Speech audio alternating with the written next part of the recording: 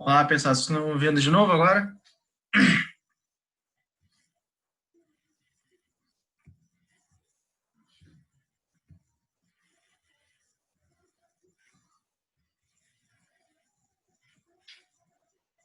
Beleza, então. Agora eu resolvi aqui. Então é o seguinte, gente. Vamos prosseguir para o que a gente tem que fazer hoje, né? E aí, na semana passada, a gente falou sobre o governo do Stalin, né? E aí hoje, como eu estou combinando com vocês, né, a gente vai fazer uma correção, né, em relação aos exercícios que eu estou passando, tá? E aí eu estou abrindo aqui os exercícios, já vou jogar aí para vocês verem também, né? Vocês já receberam os exercícios dessa semana?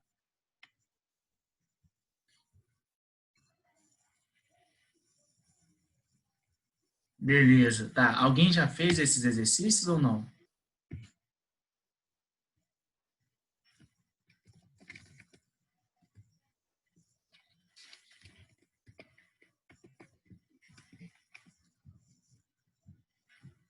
Hum, tá, vamos lá aqui. Não sei se é 11, eu não sei como eles estão denominando para vocês. Eu boto as datas aqui, mas como chega o nome para vocês, eu sinceramente eu não sei. Mas vamos lá então, a gente faz agora, não tem problema nenhum. Vocês estão conseguindo ver aí?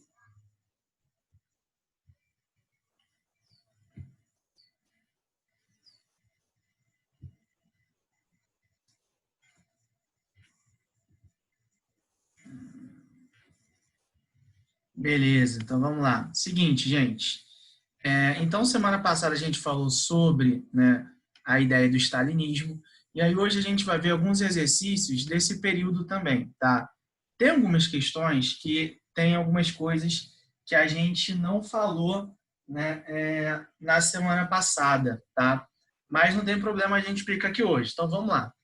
A questão número 1, gente, ela fala o seguinte: o Estado soviético, formado após a Revolução Russa, cuidou de expurgar da cultura desse país toda e qualquer manifestação artística que estivesse no entendimento das autoridades, associada ao chamado espírito burguês.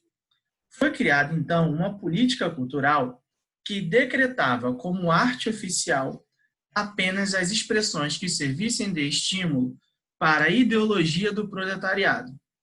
Dessa forma, foi consagrado um estilo conhecido por, tá? Então a questão aí está trabalhando com a questão cultural, né, durante principalmente o governo do Stalin, na qual ele tinha como grande objetivo, tá, expurgar, né, vamos dizer assim, da mentalidade da sociedade o que ele chama de espírito burguês, tá? E aí está pedindo qual é o estilo conhecido para esse período da história da União Soviética. Eu vou falar logo a resposta, que aí a gente já explica, né, o que é de fato esse estilo. A resposta dessa questão aí vai ser a ideia da opção C, realismo socialista, tá? Geralmente esse nome realismo socialista, ele não é muito utilizado, tá? O nome que geralmente é utilizado é realismo soviético, tá? E aí, olha o que a opção vai falar para a gente. Que, através de composições didáticas esteticamente simplificadas, procurava enaltecer a combatividade, a capacidade de trabalho e a consciência social do povo soviético, tá? Então, isso que a questão está falando, isso que a opção está colocando aí, é algo que vai ser natural desses movimentos, né, como o socialismo, como o anarquismo, né? Eles tinham uma base, né, de tentar criar, né, um pensamento, né, homogêneo, né, assim, uma base de pensamento socialista, uma base de pensamento anarquista, tá? Isso vai acontecer, né, aqui no Brasil, por exemplo. Então, qual era a grande ideia, né, só para a gente deixar claro em relação ao realismo soviético? Eles queriam, né, educar a população a ter uma mentalidade voltada para o socialismo. E, para eles atingirem esse objetivo, eles viam que a arte era uma forma de fazer isso. Então, por exemplo, né, não sei se vocês já estudaram o romantismo, né, em literatura. Qual era a ideia do romantismo dentro da literatura? Não era mais, obviamente tem aquelas fases, né? Tem a fase, pelo menos aqui no Brasil, indianista, depois tem a geração do mal do século e depois tem a geração condoreira, né? Isso ou estou viajando aqui? Né? Mas, assim, geralmente o movimento romantista, né, ele só trabalhava com questões subjetivas, né? Então, ele não trabalhava com questões que eram universais a todos. Ele trabalhava com questões subjetivas. O que o realismo soviético está tentando fazer é tentar fugir dessa ideia, né, romântica, desse romantismo, porque eles consideravam que o movimento do romantismo, por mais que já tivesse ultrapassado, né, vamos dizer assim, o movimento do romantismo, por mais que ele já tivesse ultrapassado, ele era um movimento que ele visava ou ele estava voltado para atender aos interesses da classe burguesa. Então, eles vão fugir de tudo isso que envolve a questão amorosa, tudo isso que envolve essas questões subjetivas, para começar a tentar trazer um conhecimento à população, educar a população, entender que, né, a população, a sociedade como um todo, devia se voltar para o coletivismo. Então, era justamente isso que o realismo soviético tentava fazer. Beleza até aqui? Deu para entender essa ideia ou não, gente?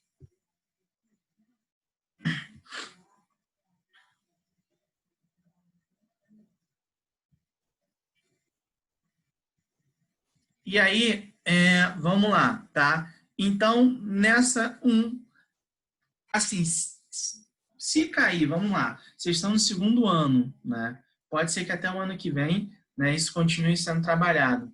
Eu já vi algumas questões, pelo menos na UERJ, em vestibular, tá? Trabalhar com a questão do realismo soviético, tá? A UERJ tem uma questão que ela é muito conhecida também, que eu posso até trazer para vocês na próxima aula, né? Mostrar para vocês na próxima aula, que são alguns cartazes que o governo do Stalin fazia de propaganda, né? Então, geralmente, nesses cartazes, nessas artes, tá? Ele colocava pessoas trabalhando, pessoas fazendo funções, né, do cotidiano, funções que eram extremamente importantes. E aí, isso era justamente para incentivar a população a ter essa mentalidade também, tá? Então, assim, essa questão aí a gente pode matar pensando nisso daí. E aí, feita um, né? Vamos aqui para 3 rapidinho, para 2 rapidinho, né? A 2 vem e fala o seguinte: leia o texto a seguir, tá? E aí, gente, olha só. Antes de eu começar a ler o texto, reparem o nome do autor, tá? Raymond Aron, tá? Ele vai escrever Paz e Guerra entre as Nações. Vocês provavelmente não conheçam o autor, né? E aí, porque geralmente não leram muito sobre história, não se aprofundaram muito. Raymond Aron é um autor que ele é liberal, tá? Ou seja, é um autor que ele vai contrário, tá, a essas ideias que existem dentro do socialismo, as ideias mais à esquerda, tá? E aí, dito isto, né, que ele é um autor liberal, que vai contrário às ideias, né, do socialismo, a gente pode ler o texto dele. E aí ele fala o seguinte: leia o texto a seguir. De um certo modo, os companheiros de Lenin, a um passo da morte, continuavam a pensar que o partido era o proletariado e que seu chefe, Stalin, não se apartara da causa proletária. O pensamento ideológico se processa por meio de identificações em cadeia. É sempre um raciocínio, embora muitas vezes irrazoável, e nada mais fácil do que aceitar raciocínios em si verossímeis, mais absurdos com referência à realidade. Então, o autor, né, que é o Raymond Aron, ele está fazendo uma crítica, né, à visão que ele tem, né, aquilo que ele enxergava do que estava acontecendo na União Soviética durante o governo do Stalin, né? E aí a pergunta vem e fala o seguinte, o questionamento vem e fala o seguinte: para o autor, o raciocínio dos companheiros de Lenine não se ajustava à realidade. Repara que ele não está usando o nome de Lenin, ele está usando o nome de Lenine, tá? Mas aceitável, não tem problema nenhum nisso. E aí, vamos lá, qual é a opção correta nessa daí, baseada no que o autor do texto está falando para a gente? Vamos ver aqui a por que Stalin não tinha pretensão de prosseguir com o comunismo na União Soviética? Assim,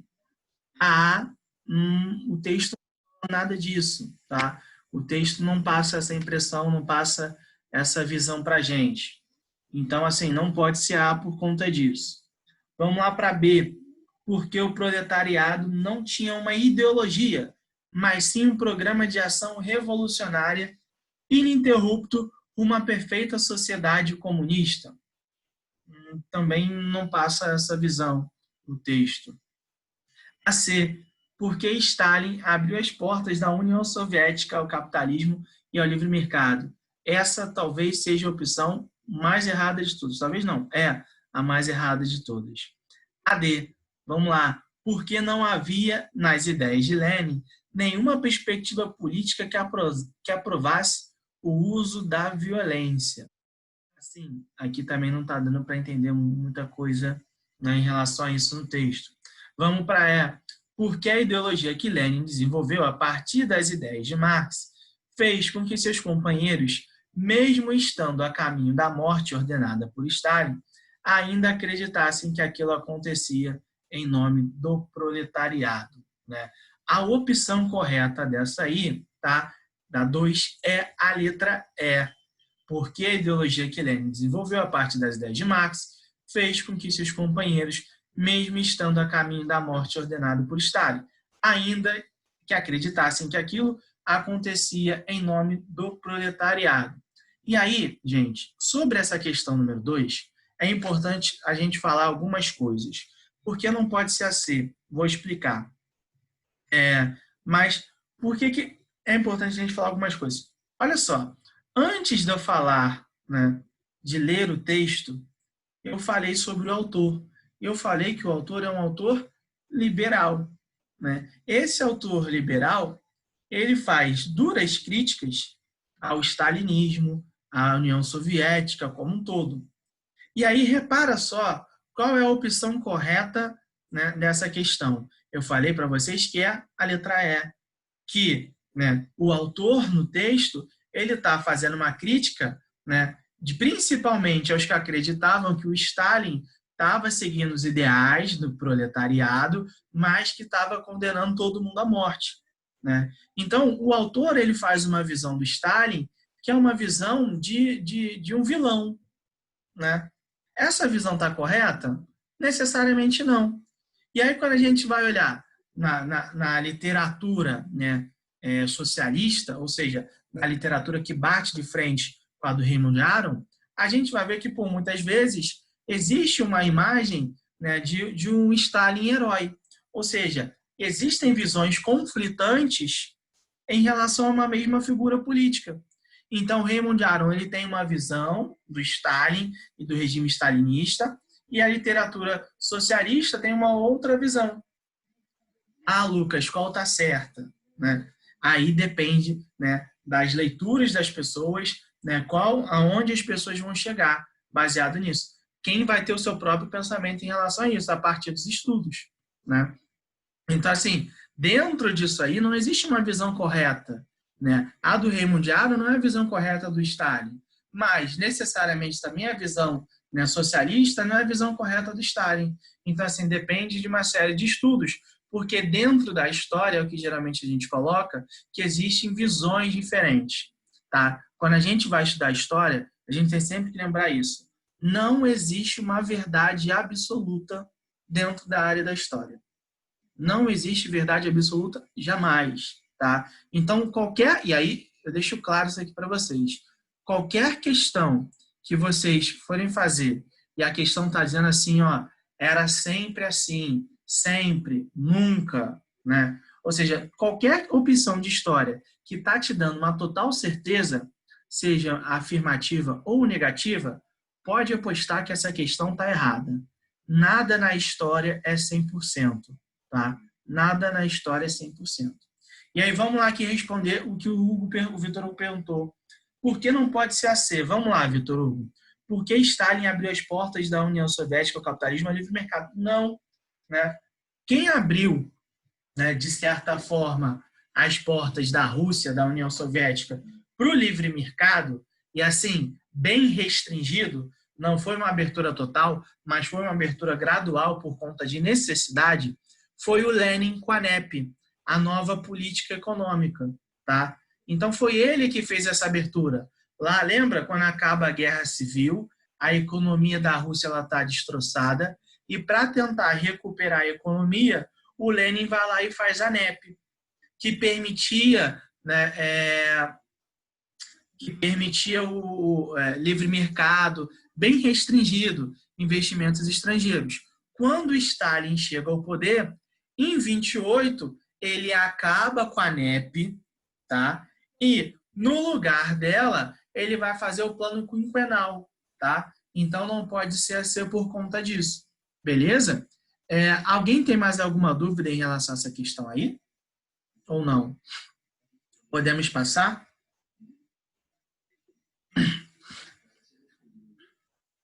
Então, vamos lá.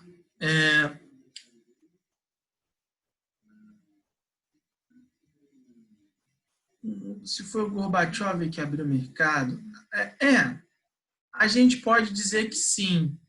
Né? O Gorbachev ele foi responsável por, assim, dar um fim, vamos dizer dessa forma, à União Soviética.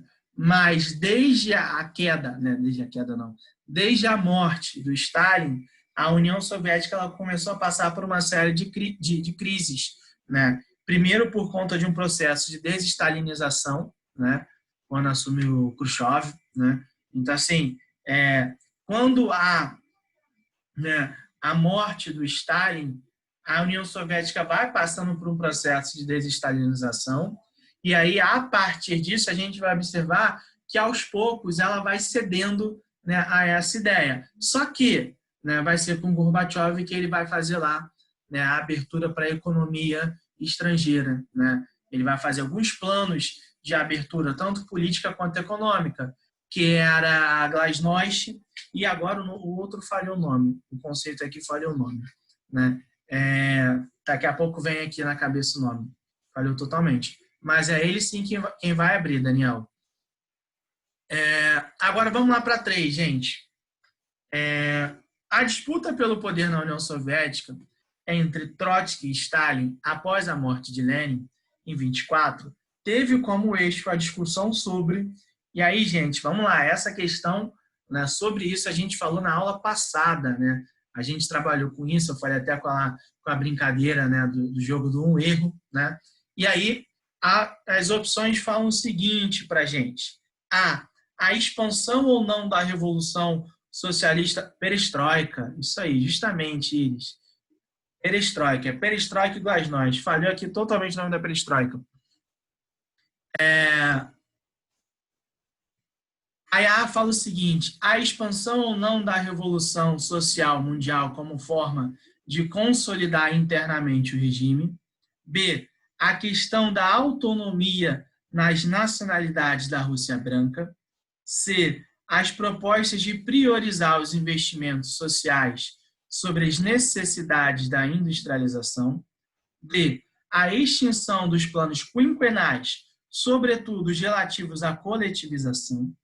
E o poder dos sovietes de soldados e camponeses na administração provincial. Então, vamos lá. Lenin morreu em 1924, gente. Quando ele morre em 1924, eu falei com vocês que tinham 2 principais nomes para assumir o poder no lugar dele. O principal nome, né, na fila, né, era o Leon Trotsky. Né? Trotsky ele era comandante do Exército Vermelho na Guerra Civil. Né? Ele, né, era considerado quase que o herdeiro natural do Lenin. Porém, do outro lado estava lá a figura do Joseph Stalin, que era um burocrata de carreira do Partido Comunista. Né? Ele sempre foi um bolchevique, né? Diferente do do Trotsky, que antes de ser bolchevique era um menchevique, né? Então tinha essas diferenças. E aí o Trotsky ele era havia um certo temor em relação à figura dele, porque ele era um grande crítico, né, do governo do Lenin como um todo. E aí, além dessas diferenças entre eles, havia uma diferença mais clara que era em relação, né, a como fazer a revolução socialista. O Trotsky ele defendia a ideia. Explico qual a diferença entre menchevique e bolchevique, sim, Vitor. Então, vamos lá. Dentro do Partido Operário Social Democrata Russo, quando a gente fala em Partido Operário Social Democrata Russo, a gente está falando antes da Revolução Russa, tá? Após a Revolução Russa, a gente vai chamar esse partido, tá, de Partido Comunista. Só que esse Partido Comunista ele só vai ser, né, com os bolcheviques, tá? Mas vamos lá. Antes da Revolução Russa, existia o Partido Operário Social Democrata Russo. Esse Partido Operário Social Democrata Russo, ele era dividido entre mencheviques e bolcheviques, tá? Quem eram os mencheviques? Mencheviques significa a maioria, tá? E aí eles eram contrários ao governo do czar, Nicolau II, porém, eles defendiam que a forma de tirar o Nicolau II do poder era conseguindo uma adesão popular muito forte ao partido. Então, eles eram extremamente a favor, né, de convocar a população como um todo para participar, tá, da luta contra o czarismo. Agora, do outro lado, tinha os bolcheviques. Bolcheviques significa minoria. Eles, de forma contrária, tá, aos mencheviques, defendiam que o partido, né, não tinha que ter um tamanho muito grande, que esse partido tinha que ser feito e organizado, tinha que ser constituído de militantes profissionais. Então, eles defendiam a ideia de que esses militantes profissionais, esses intelectuais, né, eles seriam responsáveis por fazer o processo de libertação do povo russo em relação ao czarismo. Tá? Então, essa é a grande diferença. Os mencheviques queriam uma adesão popular maior, já os bolcheviques queriam uma adesão menor, porque eles queriam formar uma militância profissional. Na prática, a gente vai ver que quando os mencheviques chegam ao poder, eles vão defender chegar ao socialismo. Só que passando primeiro para o capitalismo.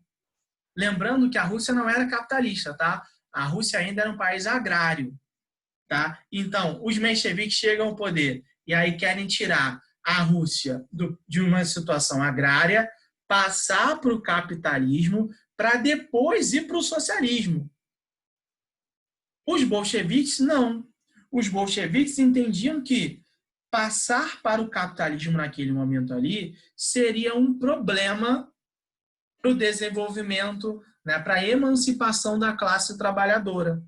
Então, havia essas principais diferenças entre bolcheviques e mencheviques. Beleza? Deu para entender, Vitor Hugo? Todo mundo deu para entender? Se tinha alguém com dúvida em relação a isso? Beleza, então. E aí, o que a gente vai ver? Quando a gente entra no Partido Comunista, quando já saiu lá da Revolução Russa e está agora com o Partido Comunista como todo, obviamente haviam diferenças, tá? Haviam grupos internos dentro do Partido Comunista. E o Stalin era de um grupo contrário ao Trotsky. E havia um temor muito grande, né? Assim, não um temor, mas havia uma desconfiança muito grande em relação a quem em algum momento tinha sido menchevique.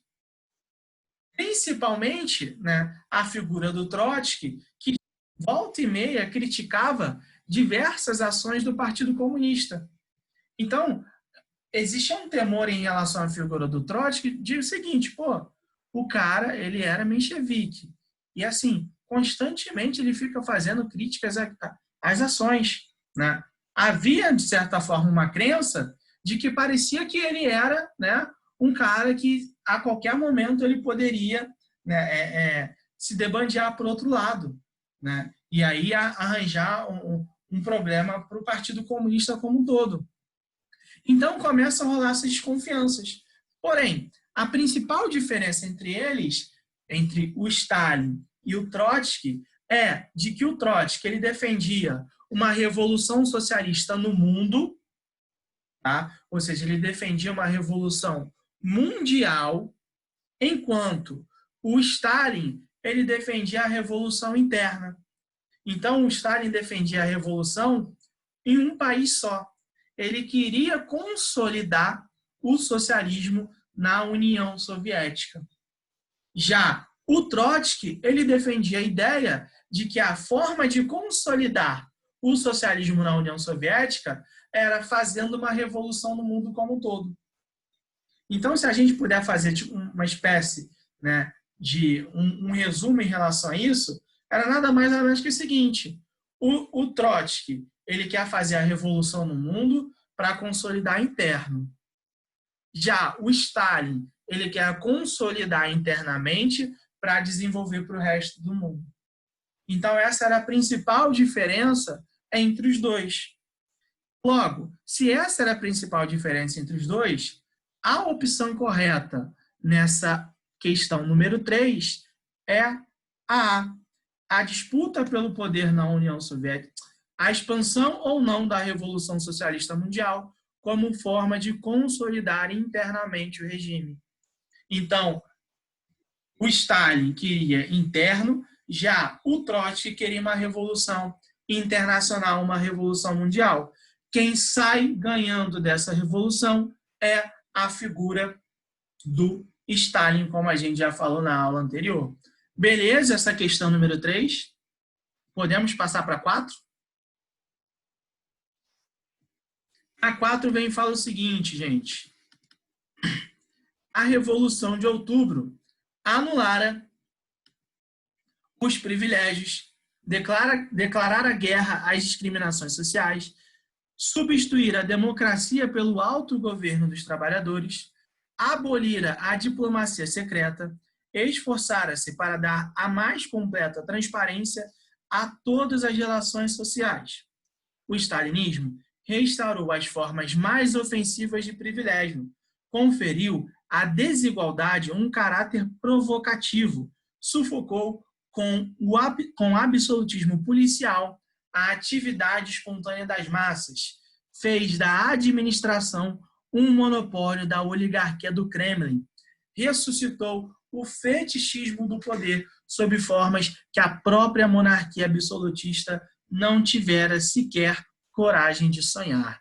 Olha quem escreve o texto, Leon Trotsky, né, o principal rival, né, do Stalin. E aí a questão fala o seguinte: lendo o trecho do texto de Trotsky, somado aos seus conhecimentos sobre o governo de Stalin na União Soviética, indique a alternativa incorreta. Então, está pedindo a alternativa incorreta. A EA vem e fala o seguinte para a gente: a política e a administração stalinista criou uma imensa máquina burocrática que explorou a classe trabalhadora russa através do controle da economia e da política. Essa opção aí está correta, baseada nas outras, em relação às outras. Vamos lá para B. Sua atuação também foi marcada pela construção do socialismo de um só país, em um só país. É aquilo que a gente falou ali na 3. Também está correta. Vamos lá para C. A quase totalidade dos antigos membros do Partido Bolchevique foi morta, de uma forma ou de outra, por ordem de Stalin, exceto o próprio Trotsky, né? Vamos lá, talvez seja essa daí. Vamos passar para D. No aspecto econômico, a política stalinista proporcionou um expressivo crescimento industrial após a execução do primeiro plano quinquenal. Essa aí está correta. Vamos para E. No setor agrícola, a principal medida adotada por Stalin foi a estatização das terras dos camponeses, principalmente dos camponeses ricos, os kulaks, né? Vamos lembrar, essa aí também está correta. Vamos lembrar que na aula passada eu falei que o Stalin ele vai criar as kolkhozes, que eram as cooperativas, né? As terras cooperativas, e as sovkhozes, que eram as fazendas estatais. Ele vai acabar com os kulaks, né? Logo, se A, B, né, a D e a E estão corretas, a opção para a gente marcar nessa 4 aí é a letra C. E qual é o erro da letra C aí, gente? O erro da letra C é só o fim, exceto o próprio Trotsky. O Trotsky ele foi assassinado em 1940, né, no México, e a mando, né, até onde se sabe, a mando do Stalin, beleza? Então, assim, todas aí estão corretas, com exceção o finzinho, né, da C, que o Stalin também, o Trotsky também foi assassinado, beleza? Então, na 4, né, o único errinho é justamente esse, tá? E aí, beleza, vamos passar para a 5 aqui, para a gente finalizar rapidamente. Né? A 5 vem um texto, né? E aí fala sobre a Revolução como um todo, e pede, né? E aí a gente não vai ter tempo, porque faltam 3 minutinhos, gente. E aí pede para assinalar qual era a sequência correta, tá? As únicas que estão erradas aí, gente, tá? É a opção 1 aqui, tá? É a 1 e a 4, tá? Então, a primeira e a última afirmativa, elas estão erradas. Aí a primeira fala o seguinte: a relação do acontecimento da Revolução no Brasil foi amplamente favorável. Parou aí, não vou nem ler o resto. A recepção da Revolução Russa não foi favorável, foi extremamente restringida, tá? Não teve muita força, até porque o governo no Brasil era contrário ao socialismo, à Revolução Russa. Então, o erro está aí.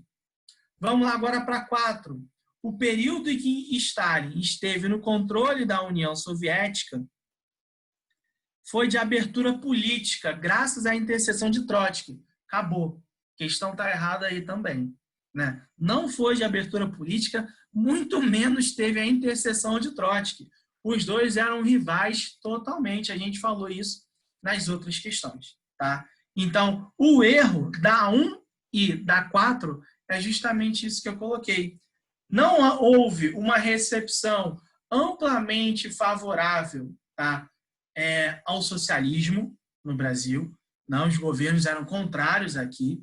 Tá? E não houve uma abertura política por parte do Stalin também. Tá? Ainda mais através de uma intercessão do Trotsky. Isso muito menos, tá bom, gente? Então, o erro, as questões erradas, né? 1 e 4. Logo, a opção correta aí é a B, tá? Opção correta, letra B. Tranquilo, gente? E aí, deixa eu perguntar para vocês o seguinte, a gente encerrou essas questões aqui. Vocês acham que a gente tem que fazer mais questão depois sobre isso? Ou esse tema, ele está tranquilo e a gente pode avançar? Sinalizem para mim no chat, por favor.